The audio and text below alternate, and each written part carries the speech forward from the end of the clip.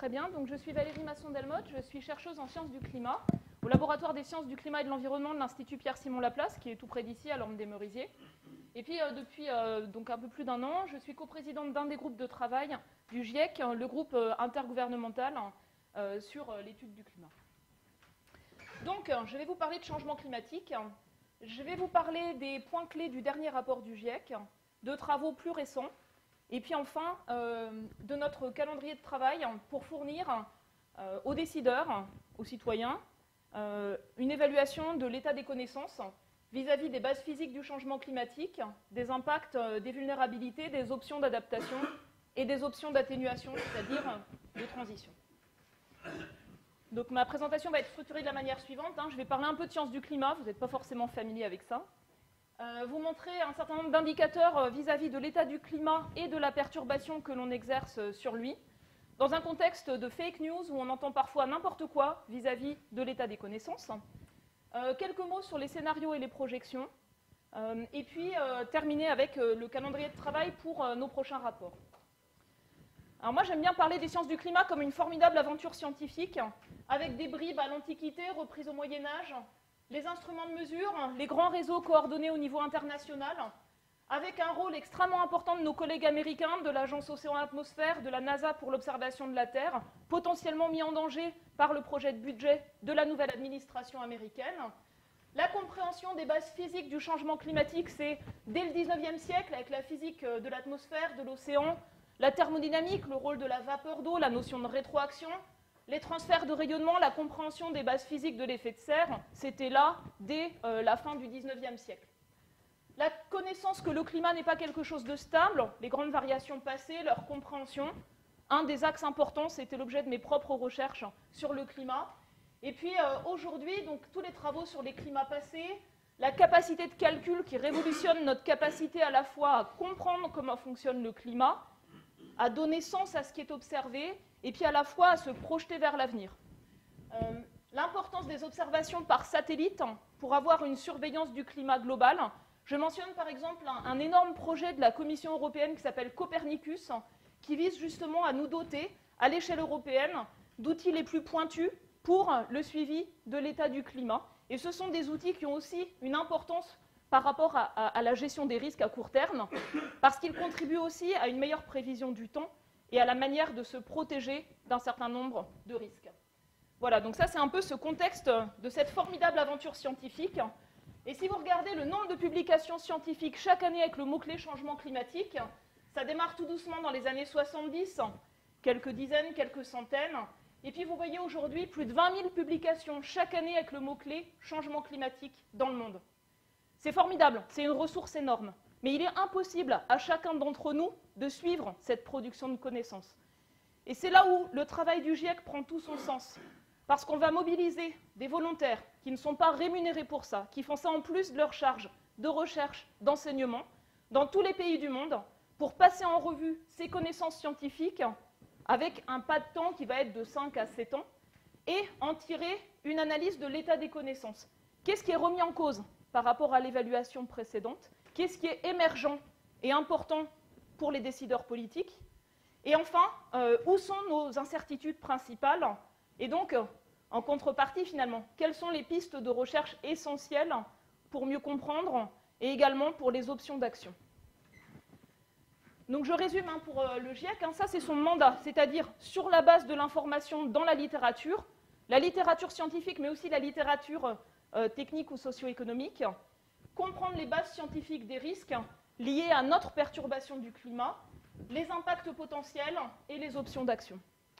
Et donc les rapports du GIEC, ils doivent être pertinents pour éclairer les choix politiques, mais non prescriptifs. Et dans le passé, les rapports du GIEC ont mis sur la table un certain nombre de connaissances qui ont joué un rôle majeur dans les négociations internationales sur le climat, la mise en place de la Convention cadre des Nations Unies sur le changement climatique en 1990, la mise en place du protocole de Kyoto, le fait que l'adaptation au changement climatique doit être une priorité et pas uniquement l'action pour maîtriser les rejets de gaz à effet de serre.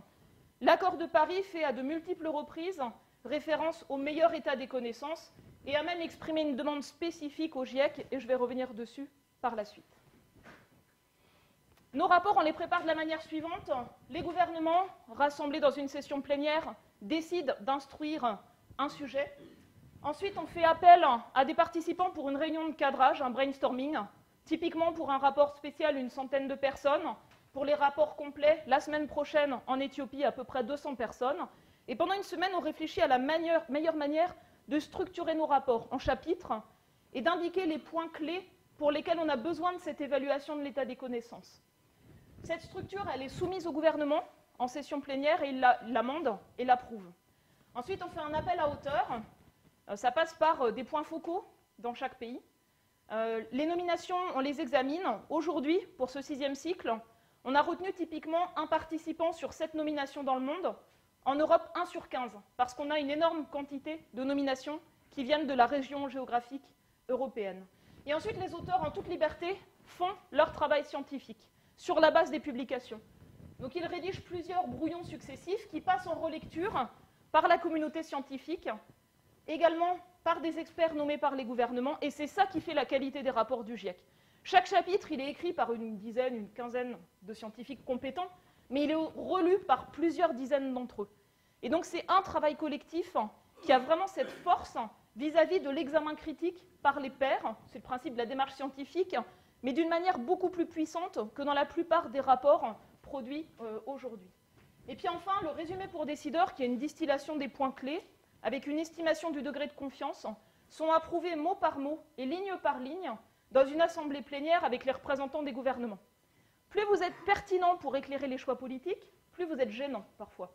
Et donc cette phase d'approbation, elle est importante pour que les conclusions scientifiques, elles soient endossées par l'ensemble des pays, quelle que soit leur propre politique, leurs propres enjeux. Typiquement, tout ce qui touche à la déforestation sera gênant pour un certain nombre de pays où il y a une déforestation. Tout ce qui touche à l'importance des rejets de gaz à effet de serre par le secteur des énergies fossiles sera dérangeant pour les pays dont une grande partie de l'économie dépend de l'exploitation de ces énergies fossiles. Et donc les conclusions que je vais vous montrer, elles sont endossées par 195 parties dans le monde.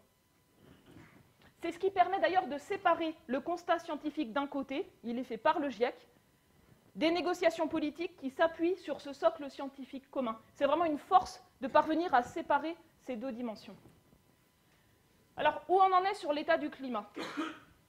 En fait, je vais vous montrer en 2 graphiques comment marche le changement climatique. Et en fait, c'est très simple. L'ensoleillement apporte de l'énergie à la surface de la Terre. Il y a une partie qui est réfléchie, bien sûr, par les nuages, les particules et les surfaces englacées, puis une autre partie qui est absorbée. Quand on rajoute des gaz à effet de serre dans l'atmosphère, on piège une partie de la chaleur qui ne peut plus partir sous forme de rayonnement infrarouge vers l'espace. Donc quand on rajoute des gaz à effet de serre, on crée un déséquilibre du bilan d'énergie de la Terre et on emmagasine de l'énergie.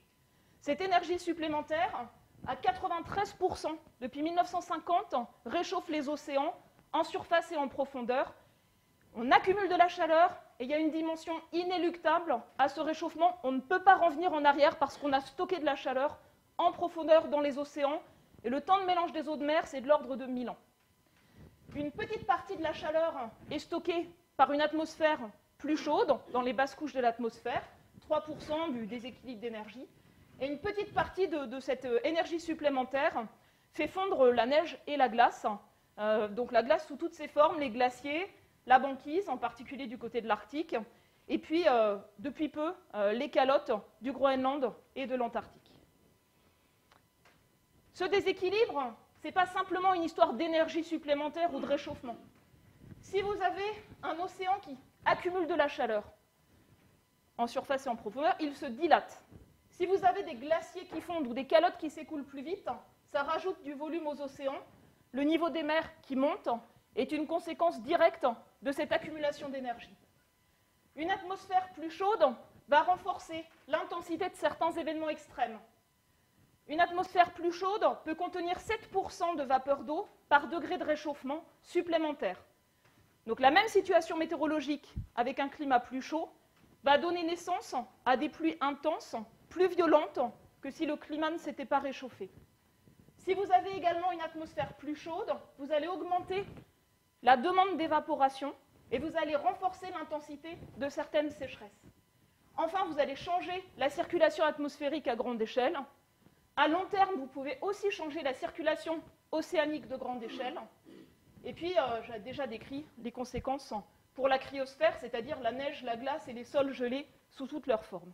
Donc le changement climatique, c'est l'accumulation d'énergie, le réchauffement, mais aussi cet ensemble de conséquences qui touchent aux événements extrêmes et qui touchent au cycle de l'eau, qui sont extrêmement importants pour un certain nombre de nos activités. Et on devine déjà que ça aura des conséquences, comme déjà observé sur la production alimentaire, aussi bien vis-à-vis de la production de nourriture sur les continents que des ressources marines, sachant qu'au-delà du réchauffement, on a également un effet d'acidification des océans qui absorbe une partie du CO2 qu'on met dans l'atmosphère. Et on a donc de multiples stress pour les écosystèmes marins, avec des conséquences potentiellement très graves pour les pêcheries, en particulier dans les régions tropicales. Maintenant, je rentre dans le détail. Alors, on a un déséquilibre du bilan d'énergie de la Terre. Qu'est-ce qui est principalement responsable? Vous avez des barres qui, un peu intuitivement, mesurent l'action de différents gaz, de différentes particules, des changements d'usage des terres sur le climat. Ça, c'est l'activité humaine. Un effet positif, sur chaque mètre carré à la surface de la Terre, on accumule 2,3 watts par mètre carré d'énergie qui ne sort plus vers l'espace. C'est notre perturbation et on en est certain. Premier terme responsable, les émissions de dioxyde de carbone et leur effet cumulé. Ça, c'est un point qui est important.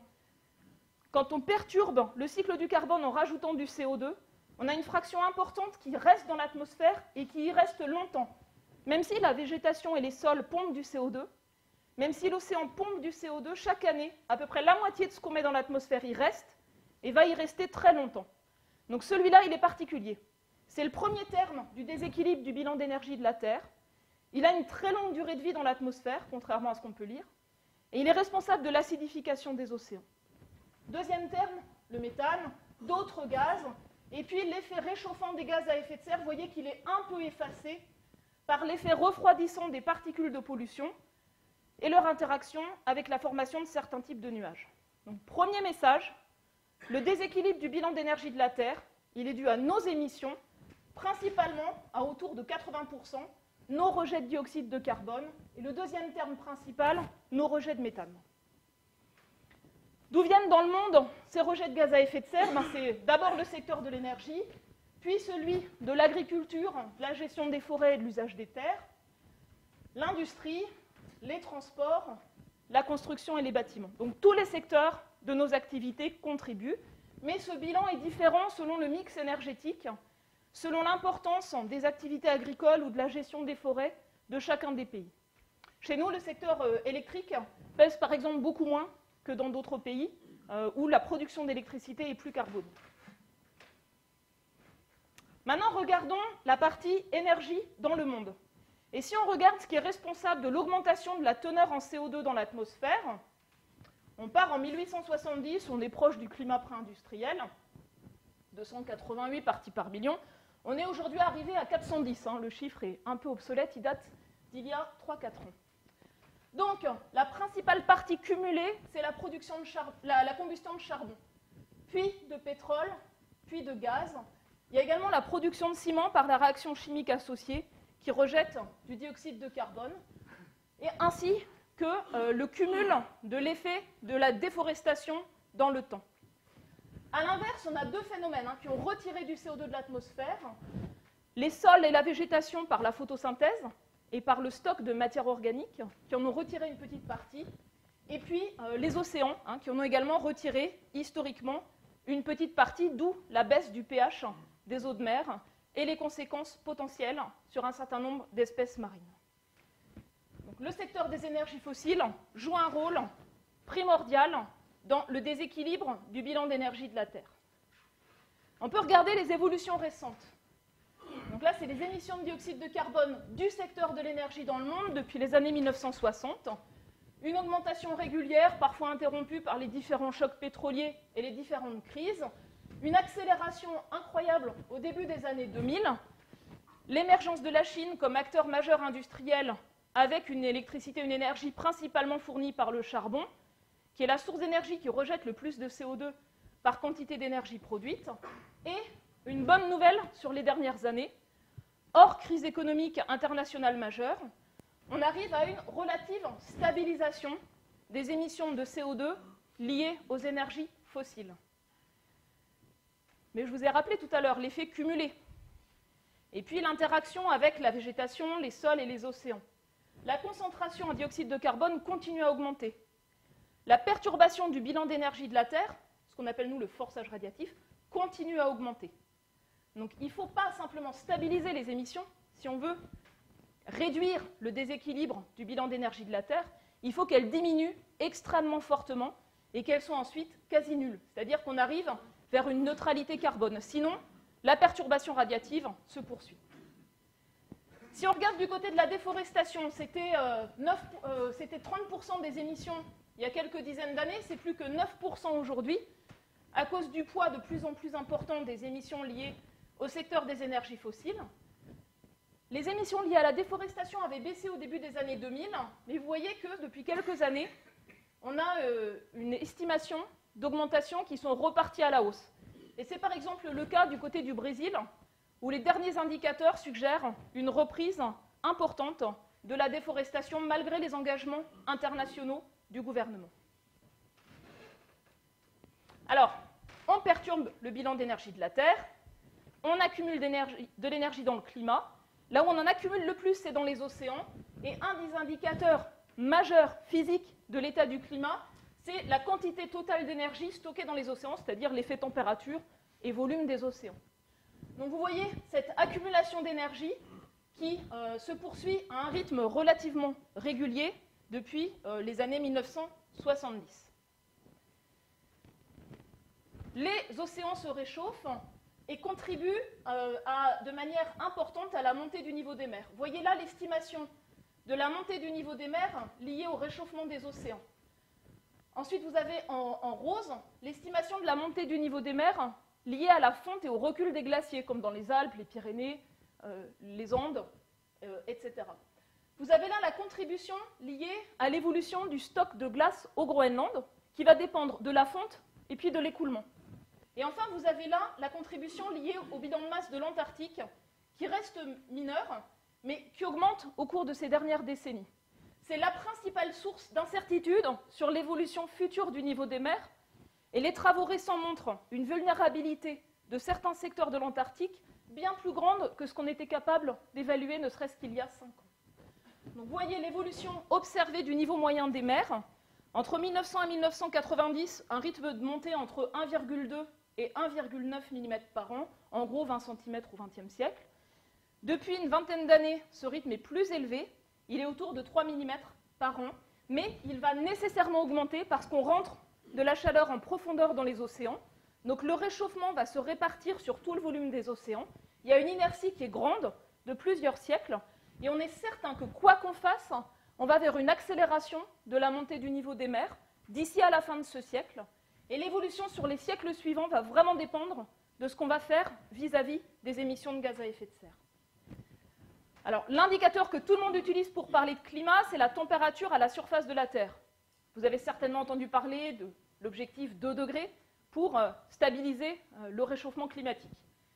Donc si on part de la fin du 19e siècle, vous voyez toutes les différentes estimations dans le monde, non corrigées ici et corrigées à cause des problèmes d'homogénéité et de couverture spatiale des données. Vous voyez qu'on est certain que le climat se réchauffe. Aujourd'hui, depuis 2015, on est à plus de 1 degré par rapport au 19e siècle. Et autant on pouvait discutailler ces dernières années sur le rythme du réchauffement qui s'était un peu ralenti, autant depuis 3 ans, ce réchauffement est reparti à la hausse. Et pourquoi? Parce que quand on est à la surface de la Terre, on a l'effet bilan d'énergie du climat, mais on a aussi des modulations liées aux oscillations entre l'océan et l'atmosphère, à des variations aléatoires d'une année à l'autre et d'une décennie à l'autre, comme on a la variabilité météorologique, mais sur le plus long terme. Et il faut arriver à comprendre ça, et à comprendre le changement climatique non pas d'une année à l'autre ou sur une dizaine d'années, ça n'a pas de sens. On ne peut le comprendre qu'en regardant des tendances sur une trentaine d'années ou davantage, et c'est un point important. Donc quand on a des hommes politiques américains qui se mettent en scène avec une boule de neige et qui vous disent qu'il n'y a plus de réchauffement parce qu'il neige, c'est vraiment un mensonge scientifique le plus important qu'on puisse imaginer par rapport à la différence entre la météo et le climat. Alors la tendance au réchauffement, c'est autour de 0,2 degrés par décennie depuis les années 70. Et vous voyez que le réchauffement en surface, il est très hétérogène, plus prononcé au-dessus des continents qu'au-dessus des océans. Il y a un certain nombre de mécanismes à l'œuvre derrière ça. Et particulièrement fort du côté de l'Arctique, on a un ensemble de phénomènes amplificateurs, dont le recul de l'effet miroir, de la banquise et de la neige. Un exemple de mécanisme qui explique la différence continent-océan. Quand vous réchauffez l'eau de mer en surface, vous allez augmenter l'évaporation. Ça stabilise le bilan d'énergie et la température de surface. Quand vous réchauffez l'air au-dessus des sols, au début, ça évapore, mais quand il n'y a plus d'eau, il y a plus ce mécanisme de stabilisation, et là, on a surchauffe. Et c'est ce qu'on a vu chaque fois qu'il y a eu des vagues de chaleur importantes, par exemple en Europe, sur ces dernières années. Quand les sols sont secs, alors on a des phénomènes amplificateurs de surchauffe, on n'a plus l'effet stabilisant de l'évaporation. Comparons le réchauffement observé à celui qui avait été simulé il y a quelques années à partir de 2005. Avant 2005, c'est des simulations, on a utilisé les forçages observés. Après 2005, c'est des projections. On s'était dit, si les rejets de gaz à effet de serre continuent à augmenter, que va-t-il se passer? Et on fait tourner les 40 modèles de climat qui existent dans le monde, et on compare leurs résultats, c'est l'enveloppe rouge et orange. Vous voyez qu'aujourd'hui, le réchauffement observé est dans la médiane des projections qui avaient été réalisées il y a plusieurs années. Il est aussi en fait dans la médiane des toutes premières simulations qui avaient été réalisées à partir du milieu des années 1980. Et pourtant, on lit souvent, il est impossible de prévoir l'évolution future du climat. Ça n'est pas vrai. Quand vous perturbez le bilan d'énergie de la Terre, vous accumulez de l'énergie. Il y a des phénomènes de rétroaction complexes. Certains restent incertains, mais au premier degré, vous voyez qu'on arrive relativement correctement à anticiper l'effet sur la température à la surface de la Terre. Et finalement, où on en est aujourd'hui, dans le dernier rapport du GIEC, sur l'influence humaine sur le réchauffement global. Observé depuis 1950, c'est la barre noire. Attribué à nos rejets de gaz à effet de serre, c'est la barre verte. L'effet refroidissant des particules de pollution, l'influence humaine totale. Malgré ce qu'ont déclaré successivement Nicolas Sarkozy et François Fillon, malgré les doutes exprimés par Marine Le Pen, il n'y a pas une influence partielle ou incertaine de l'activité humaine sur le climat. Notre meilleure estimation, c'est que nous sommes principalement responsables du réchauffement observé depuis 1950. Et la meilleure estimation, c'est que notre activité est responsable d'environ 100% du réchauffement observé. Et c'est important de le rappeler, parce que cette conclusion, qui était dans le dernier rapport du GIEC, qui a renforcé celle du précédent, qui ont été endossées par les gouvernements, dont le gouvernement de la France, ne peut pas être ignorée par des hommes politiques de haut niveau quand ils s'expriment sur la question. Alors, le changement climatique, c'est une belle transition, donc la couleur bleu, blanc, rouge vient d'un de mes collègues américains. Ce n'est pas simplement des tendances, c'est des changements d'intensité et de probabilité de certains événements extrêmes. Vous avez là l'histogramme des températures d'été sur tous les continents de l'hémisphère nord. Vous voyez l'effet du réchauffement graduel, 10 ans par 10 ans, et vous voyez comment cette courbe de distribution change. Avec un climat en moyenne qui s'est réchauffé à peu près de 1,5 degré au-dessus des continents de l'hémisphère nord en été, vous avez une diminution de la probabilité des étés frais. Vous avez une augmentation extrêmement forte de la probabilité d'étés chauds, et vous avez de nouveaux étés avec des vagues de chaleur qui atteignent des intensités qui n'avaient pas été rencontrées précédemment. Quelques exemples, 2003 en France, vous vous en souvenez peut-être, 2010 en Russie, avec des conséquences extrêmement importantes sur un certain nombre de greniers à blé et de zones de production de céréales. L'analyse qui est faite par mes collègues agronomes est que cette augmentation des vagues de chaleur en été est un des déterminants de l'arrêt des gains des rendements agricoles pour un certain nombre de grandes cultures. On peut parler du blé, on peut aussi parler du maïs, avec des enjeux extrêmement importants sur comment nourrir demain 9 milliards d'humains, avec en plus les effets du changement climatique. Je peux décrire d'autres conséquences sur d'autres événements extrêmes, mais c'est sur l'intensité des vagues de chaleur qu'on a certaines des conclusions les plus robustes. Alors, pour l'avenir, comment explorer les choses? La prévision météo, c'est ce qui dépend de l'état initial. Il y a une prédictabilité du climat à l'échelle de la saison. Par exemple, on peut prévoir, quand un événement El Niño démarre dans l'océan Pacifique, les conséquences pour les risques, les ressources en eau, certaines cultures sur plusieurs mois. Il y a une prévisibilité à l'échelle de la décennie. Il y a beaucoup de recherches pour arriver à utiliser ce potentiel et faire des prévisions, pas des projections, des prévisions régionales sur plusieurs années, plusieurs décennies. Et puis ensuite, il y a les projections, où là, on prend en compte essentiellement le fait qu'on va rajouter de l'énergie dans le système. Et donc, on est incapable de vous dire, le 26 avril 2036, quelles seront les conditions météorologiques, mais on peut vous dire quelle sera la probabilité d'avoir tel type de situation en fonction de la manière dont on aura ajouté des gaz à effet de serre, des particules de pollution et agi sur l'usage des terres. Donc typiquement, ce travail passe par une scénarisation.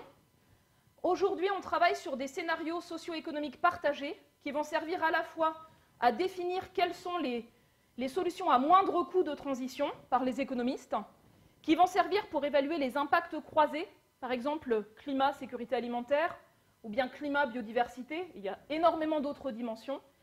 Et puis enfin, ce sont des scénarios qui sont associés à des rejets de gaz à effet de serre, c'est ce qui est illustré ici, et ceux-ci sont utilisés pour faire tourner des modèles de climat et évaluer les conséquences.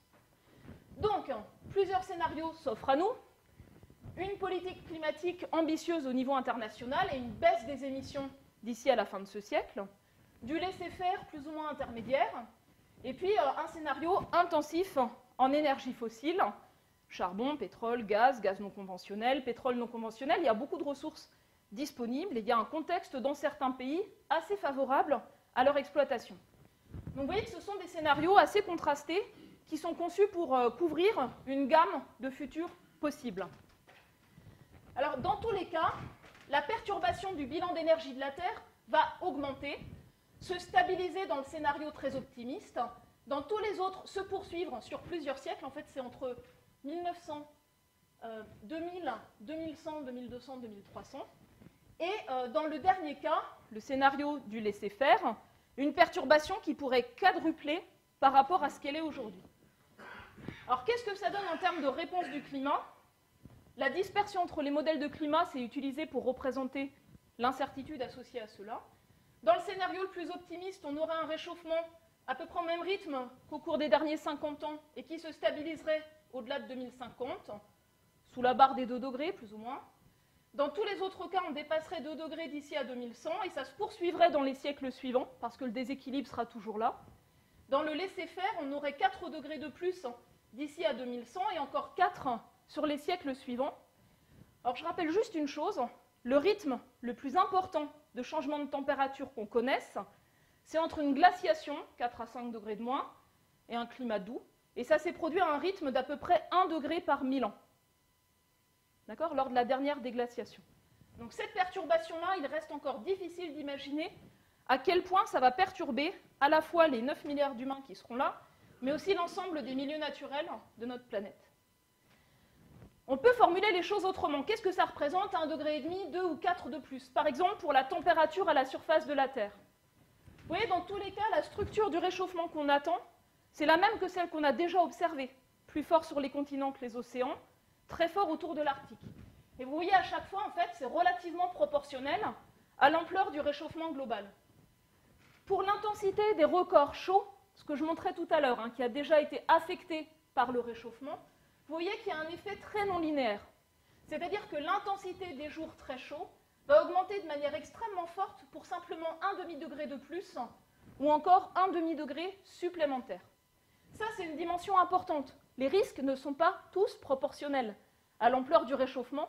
Certains sont déjà perceptibles aujourd'hui et devraient s'accentuer très fortement. Pour les changements des précipitations, une situation qui est aussi très contrastée. Une tendance à l'augmentation dans la bande équatoriale, une tendance à la baisse dans les zones de climat méditerranéen, de part et d'autre de l'équateur, et une tendance à l'augmentation dans les régions froides, polaires. Vous voyez qu'une partie des régions aujourd'hui humides deviendrait plus humide, et une partie des régions sèches deviendrait plus sèche. Donc une tendance à l'augmentation des contrastes, donc des tensions sur l'excès d'eau, dans certains cas, ou la pénurie d'eau dans d'autres cas. Je rappelle par exemple que la sécheresse en Syrie, entre les années 2007 et 2010, est la plus forte enregistrée depuis plusieurs siècles. On a discerné déjà une influence humaine par l'effet cumulé du réchauffement de l'air et de la baisse des pluies dans cette région. C'est un exemple de ce que pourraient être les conséquences dans d'autres régions de la tendance au réchauffement climatique. Pour 2 degrés de plus, on estime que 50% de la population mondiale serait affectée par des changements de l'accès à l'eau et 50% de la surface terrestre pour 3 degrés de réchauffement. En 2 mots, je résume 1500 pages de rapport. Donc ça, c'est un article dans le journal Nature Climate Change de janvier 2017, qui est une mise à jour des conclusions du 5e rapport du GIEC sur les risques, qui exprime le degré de confiance qui est soit moyen, soit élevé, et qui exprime le niveau de risque supplémentaire en fonction de l'ampleur du réchauffement. Donc aujourd'hui, on est à un peu plus de 1 degré observé. Des risques pour certains systèmes uniques et menacés, la banquise arctique, les glaciers et les modes de vie, les activités économiques qui en dépendent, les récifs de coraux dans les régions tropicales. On estime que le niveau des risques pour 2 degrés supplémentaires est très élevé. Je rappelle que, par exemple, la grande barrière de corail de l'Australie a été affectée par des phénomènes de blanchiment à très grande échelle depuis 2 ans, qui recommencent cette année. Les risques pour les événements extrêmes, pour les récifs de coraux, je viens d'en parler, ou pour la santé publique associée aux vagues de chaleur ou aux pluies torrentielles, sont déjà observés aujourd'hui et devraient s'intensifier très fortement, même pour 1,5 degré de réchauffement en tout. La distribution des impacts affecte déjà la production agricole dans de nombreuses régions et pourrait poser des risques extrêmement importants à 2 degrés de réchauffement. On attend également des impacts potentiellement agrégés sur les risques en termes d'activité économique et sur un certain nombre d'écosystèmes particulièrement fragiles. Sur le risque d'événements singuliers de grande échelle, la banquise arctique, c'est déjà en train de reculer extrêmement vite. On a un risque potentiellement très important de déstabilisation de certains secteurs de l'Antarctique qui pourrait doubler le risque de montée du niveau des mers d'ici à 2100 et qui pourrait nous exposer à un risque de montée du niveau des mers de plusieurs mètres dans les siècles suivants. Les travaux récents montrent que ce risque-là, on est certain qu'il émergerait autour de 3 degrés de réchauffement. On n'a pas de certitude sur le seuil, en fait, à partir duquel on pourrait avoir cet écoulement incontrôlable et qui se poursuive pendant plusieurs siècles. Enfin, un dernier point important, c'est la notion de budget carbone. Si vous regardez les projections d'évolution future de la température, malgré la complexité du climat et du cycle du carbone, dans la modélisation du climat qu'on a aujourd'hui, on obtient une relation assez linéaire entre le cumul historique et futur des émissions de CO2 et l'évolution future de la température. Et ça permet de dire, si vous voulez stabiliser à moins de 2 degrés pour éviter tel ou tel risque, ou à 1,5 degré, ben voilà la quantité totale compatible d'émissions de gaz à effet de serre. Voilà ce qui reste à émettre et comment faire. Donc si vous voulez avoir 2 chances sur 3 de limiter l'ampleur du réchauffement à moins de 2 degrés, il ne faut pas rejeter plus de 2900 milliards de tonnes de CO2 dans l'atmosphère. On en a déjà rejeté 2100. Donc le reste à émettre compatible est petit. On a déjà émis 72% du total. Donc il y a quelques chercheurs comme Rockström et d'autres qui ont appelé ça la loi du carbone, c'est-à-dire la transition mondiale, agricole, forestière, énergétique. Elle doit reposer finalement sur ce type d'approche et ensuite le décliner sur la manière de mener cette transition de sorte à éviter des risques qui sont extrêmement graves. Donc, quelles sont les solutions? Le 5e rapport du GIEC, il est simple de ce point de vue-là. Premier volet, l'adaptation. Une partie du changement est inéluctable. Et l'appel des pays pauvres, des pays les plus vulnérables, c'est de dire mais nous aurons des pertes et des préjudices qui vont dépasser nos capacités d'adaptation. Comment faire? Et c'est le sujet le plus sensible aujourd'hui sur la scène politique. L'adaptation, le financement de l'adaptation pour les pays qui ont le moins de capacité, et puis la réduction au long cours majeure des rejets de gaz à effet de serre. Il y a aussi cette analyse que tout retard augmente les défis, parce que vous vous bloquez dans un mode de développement, vous vous bloquez dans des investissements qui ensuite risquent d'être mis en danger. Donc tout retard augmente les défis technologiques, économiques, sociaux et institutionnels. Plus on traîne, plus l'effort à faire pour les suivants sera élevé. On peut le dire comme ça. L'atténuation, elle a un coût, mais comme il est extrêmement difficile de chiffrer le coût des dommages, extrêmement difficile malgré le rapport Stern, ça reste un sujet extrêmement sensible, il y a vraiment cette idée de mesurer également les co-bénéfices, au mieux. Par exemple, le fait de décarboner les transports aurait des bénéfices assez immenses en termes de qualité de l'air et des coûts associés pour la santé publique, et c'est important de les prendre en compte pour arriver à des solutions qui soient performantes et sans regret. Alors les options à court terme, l'efficacité énergétique, l'énergie bas carbone dans tous les secteurs et zéro carbone si possible, le renforcement des puits de carbone pour les pratiques agricoles, la gestion des forêts. Un des sujets potentiels pour lequel je trouve qu'il n'y a pas assez d'efforts en France, c'est de réfléchir sur le vrai potentiel des techniques de production d'énergie avec de la biomasse, avec captage et stockage du CO2. Parce que ça, c'est une des solutions pour extraire du CO2 de l'atmosphère. Alors on peut jouer avec dans des modèles économiques, mais il y a des vraies questions qui se posent sur la faisabilité, les coûts, les risques, la capacité à stocker sur le long terme, les interactions avec la production alimentaire, avec la biodiversité. Et c'est, à mon sens, un des sujets majeurs à explorer très vite pour avoir des connaissances et pas simplement des spéculations sur ce qui est faisable.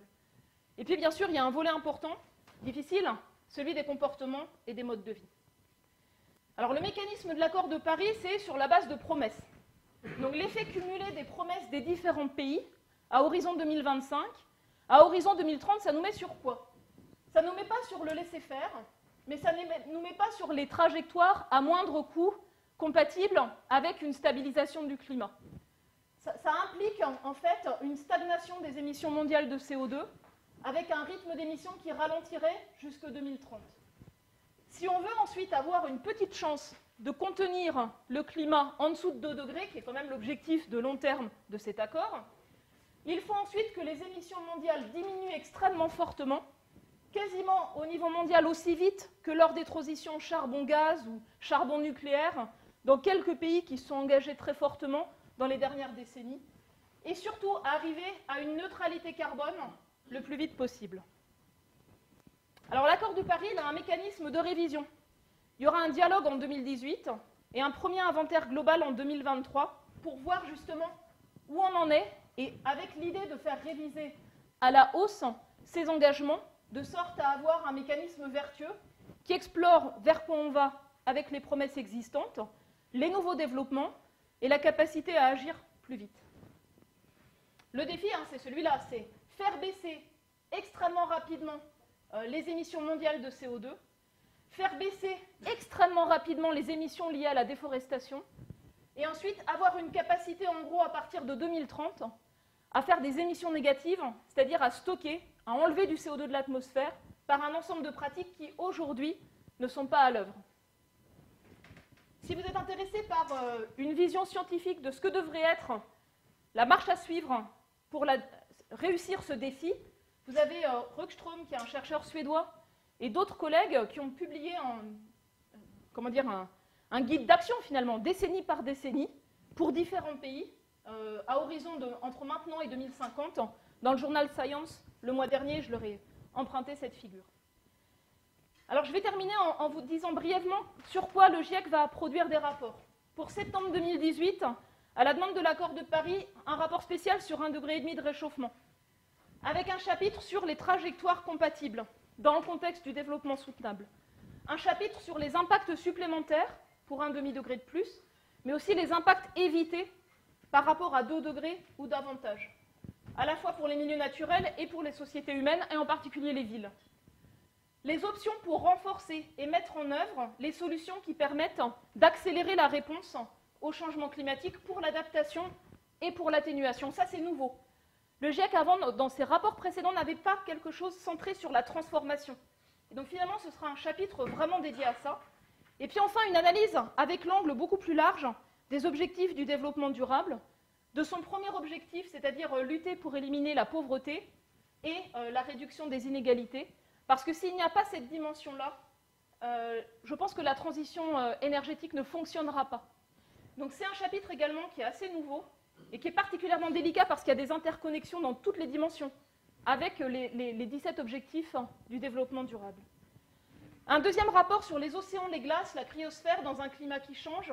les régions de haute montagne et les conséquences locales, les régions polaires nord et sud, les conséquences, les mécanismes, le niveau des mers et les implications pour les régions exposées au risque de submersion, l'état de l'océan, les conséquences pour les écosystèmes marins, la pêche et les communautés qui en dépendent, le risque d'événements marins extrêmes, le risque de changement abrupt et comment gérer les risques. Et pour tout ce rapport-là, l'angle, ça va être comment augmenter la résilience. C'est-à-dire, il y aura des conséquences potentiellement graves, mais il y a des solutions qui permettent d'augmenter la résilience. Dans certains cas, c'est la relocalisation. Dans d'autres cas, c'est vraiment des changements assez profonds de mode de vie, de pratiques économiques, etc. Et le troisième rapport spécial qu'on prépare, comme le précédent pour septembre 2019, c'est sur les terres et le changement climatique, les interactions climat et terre, la désertification et le changement climatique, la dégradation des sols et le changement climatique, la sécurité alimentaire, leurs interconnexions avec les flux de gaz à effet de serre, les synergies, les compromis et comment répondre de manière intelligente avec ces différentes dimensions, la gestion des risques dans le contexte du développement durable. Et voilà donc notre calendrier de travail, un rapport spécial qui va informer le dialogue de la Convention climat en 2018, 3 rapports spéciaux en tout, les rapports complets sur les bases physiques, les options d'adaptation, les options d'atténuation pour 2021-2022, qui vont informer l'inventaire global de la Convention cadre en 2023. Et la semaine prochaine, on va définir la structure de ces 3 rapports spéciaux. Et je précise que dans ce cycle, on va mettre un accent spécifique sur les villes, avec une conférence sur la science, les connaissances pertinentes pour les villes et le changement climatique, en mars 2018. Alors, je ne peux pas encore vous dire où ça aura lieu, mais ça a été choisi. Et le prochain rapport spécial du GIEC pour le prochain cycle portera sur les villes, acteurs majeurs de la transformation. Merci de votre attention. Allô ? Je pense que ça va évoquer des réactions chez vous, hein, donc allons-y. Hein. La règle du jeu très simple, déclinez dites qui vous êtes, comme ça nous permettrons. Alors on va commencer. Bon, juste avant, hein, c'est parce que c'est. Oui, merci pour votre bel exposé. Moi, la question que je me pose, c'est, par exemple, Jean-Luc Allot, je travaille dans le groupe Safran. Je ne travaille pas du tout dans l'énergie, mais c'est un sujet qui m'intéresse. C'est pour ça que je suis là aujourd'hui. Voilà. Moi, la question que je me pose, en France, l'énergie produite par EDF est décarbonée à 90%, donc il reste 10% à faire. Mais par contre, au niveau du transport et l'habitat, il y a énormément à faire. Quelle est votre position ? Donc, sur la partie électricité en France, il y a effectivement la question, si on veut la décarboner, de fermer les dernières centrales à charbon et d'éviter de faire recours au gaz comme énergie d'appoint si on développe des énergies intermittentes. Ça, c'est un premier défi. Le deuxième défi, c'est la chaleur. Vous en avez parlé. Donc, pour le chauffage, on fait également énormément recours encore au gaz et au fioul. Et donc, il y a un défi sur la rénovation de l'habitat, il y a un défi sur une rénovation intelligente qui ne fasse pas de cocotte minute où on surchauffe pendant les vagues de chaleur, parce que sinon on a un besoin de refroidissement qui n'aide pas. Donc celui-là, il est difficile.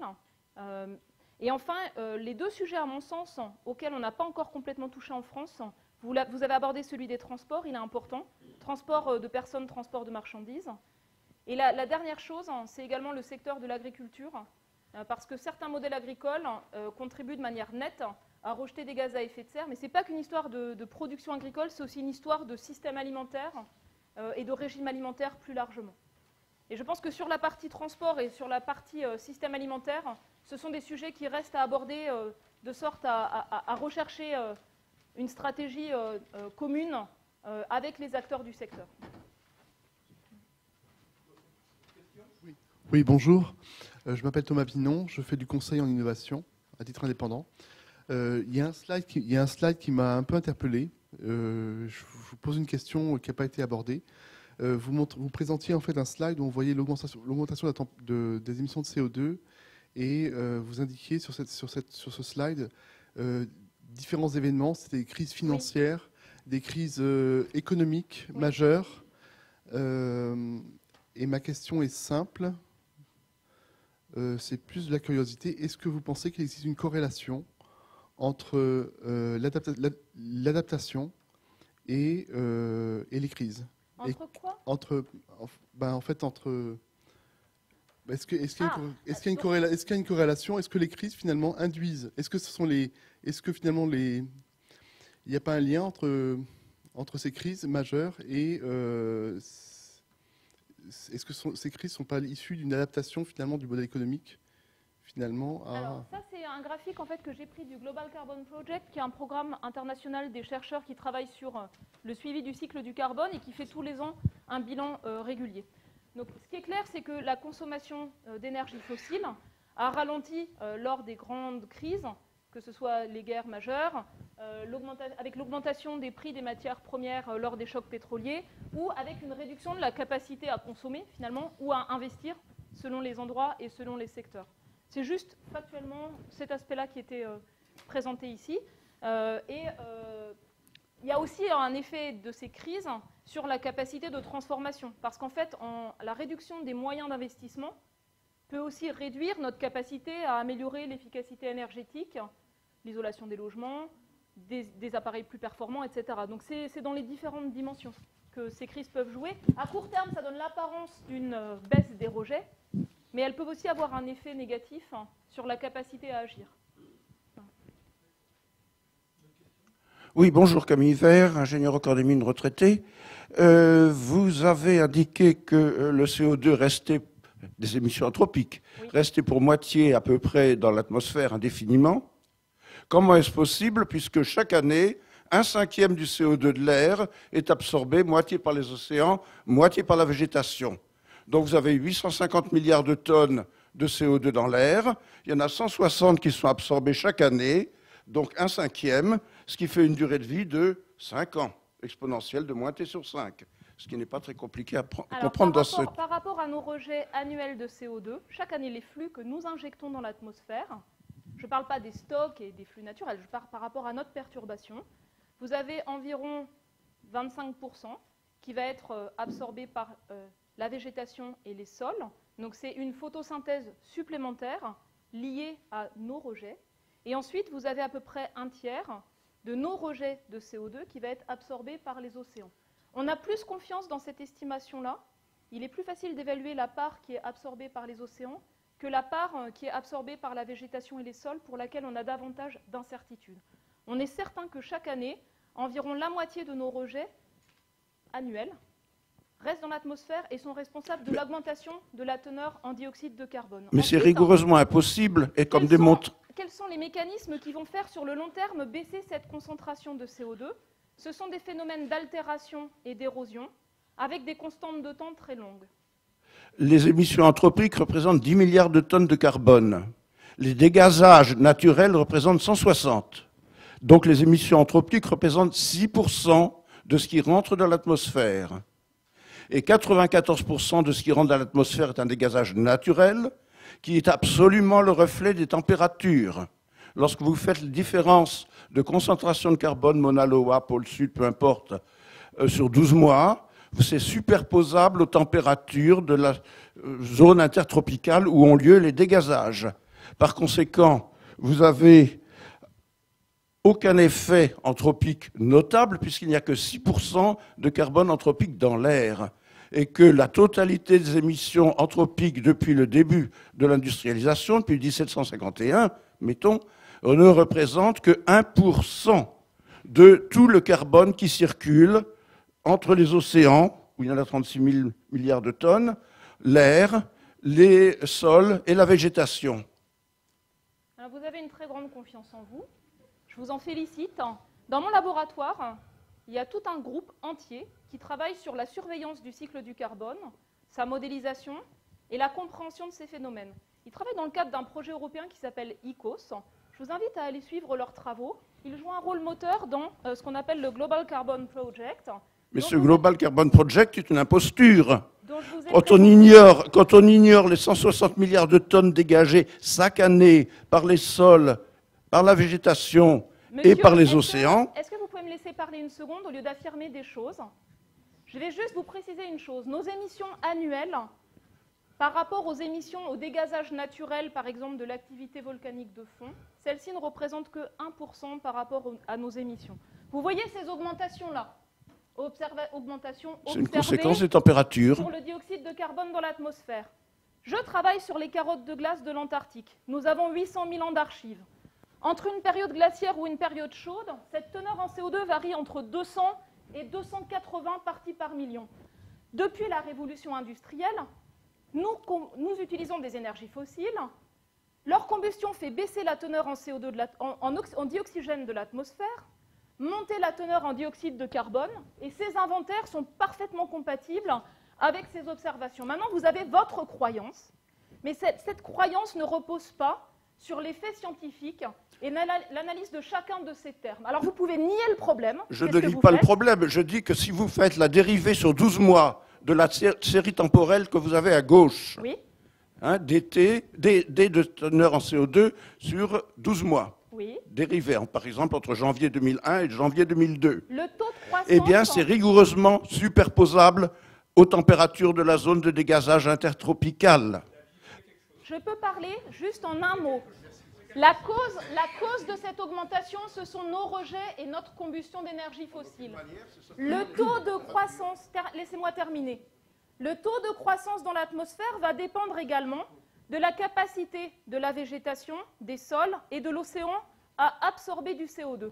Si vous prenez le tout récent, nos émissions mondiales ont stagné, mais la concentration augmente. Pourquoi? Elle augmente parce qu'avec les effets du phénomène El Niño de 2015, on a eu des sécheresses prononcées sur plusieurs continents. Du fait de ces sécheresses, la forêt tropicale et les plantes tropicales ont eu une moindre capacité à pomper du CO2 et donc une plus grande fraction de nos rejets est restée dans l'atmosphère. Tous ces éléments sont évalués par des centaines de chercheurs dans le monde entier. Vous pouvez les nier si vous le voulez, mais ce sont des faits publiés dans la littérature scientifique. Non.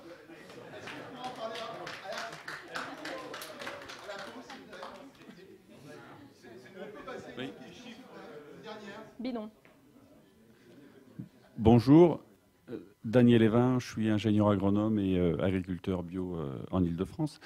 Vous avez parlé de l'augmentation de la déforestation au Brésil. Oui. Est-ce que cette augmentation ou cette reprise de la déforestation au Brésil correspond à la volonté de libération de terres agricoles pour cultiver du soja OGM notamment? Je ne peux pas vous analyser la cause de cette reprise de la déforestation. Je sais que c'est un sujet qui est extrêmement sensible au Brésil. L'une de mes collègues, qui est vice-présidente du GIEC, a été remerciée du gouvernement brésilien, qui remet en cause le travail qu'elle fait avec l'Institut de São José dos Campos, d'utiliser des mesures satellites pour suivre l'évolution de la déforestation. Donc quand on n'est pas d'accord avec un constat, vous savez, on nie le fait scientifique associé. Les moteurs exacts en fait, de la déforestation dans différents pays sont complexes. Ce ne sont pas les mêmes en Malaisie, parce qu'il y a certaines cultures qui créent une activité économique qui se développe à grande échelle, qu'au Brésil, où dans certaines régions, on a une vraie difficulté par rapport à une très grande pauvreté et une absence en fait, de l'État, finalement. Voilà, donc il y a des mécanismes qui peuvent être très différents, soit organisés de manière économique à grande échelle, soit dans d'autres cas, quelque chose de plus, je dirais, bottom-up, qui émerge et pour lequel l'État a très peu de prise. Voilà, donc en quelques mots. Merci Valérie pour cet exposé. Merci. Je suis désolé, là...